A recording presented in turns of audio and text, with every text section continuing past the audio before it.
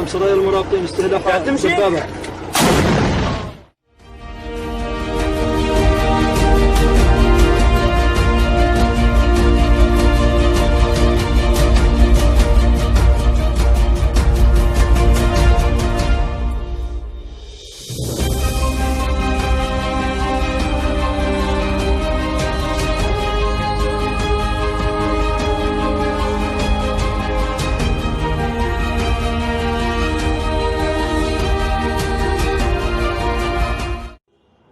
Much of the debate is focused on the South, where memorials to the Confederacy have been toppled or defaced, and in some cases peacefully removed by authorities.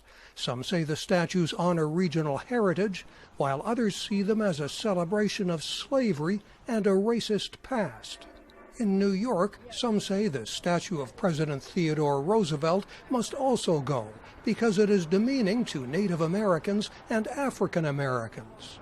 Another target is Columbus, the Italian explorer who opened the Americas to colonization from Europe, with disastrous results for the original inhabitants, say critics.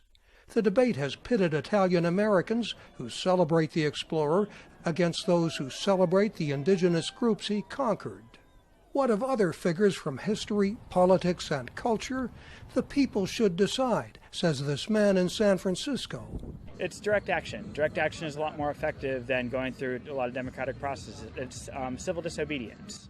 Other targets are more puzzling. This San Francisco statue honors Miguel de Cervantes, the revered Spanish writer who was captured by pirates and spent 5 years as a galley slave.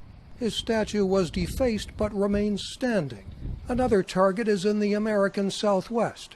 Junipero Serra is the 18th century Spanish missionary whose legacy is cherished by Hispanic Catholics but rejected by many Native Americans. He's the cause of our decline of our population, decline of our loss of languages, culture, religion. Ortega says many tribal members have mixed Hispanic and Native backgrounds, so not all agree. A scholar who is also of mixed heritage says Serra's case shows the complexity of the issue. It pains me that people of my community, my indigenous and Hispanic ancestry, my mestizaje, as we call it, the blending of our cultures, would see one part or the other of our heritage as something to be reviled. I've devoted my whole life to trying to reconcile that, and here in one singular moment, I'm literally watching it being torn apart. Every generation must reevaluate its heroes, whether Columbus, Serra, or U.S. presidents, says tribal leader Ortega. We're making history. And so when 100 years from now, people are going to read this in textbook and say, this is what the people did to better the lives in America, to make sure there's more inclusion. He wants an orderly process in making decisions, however.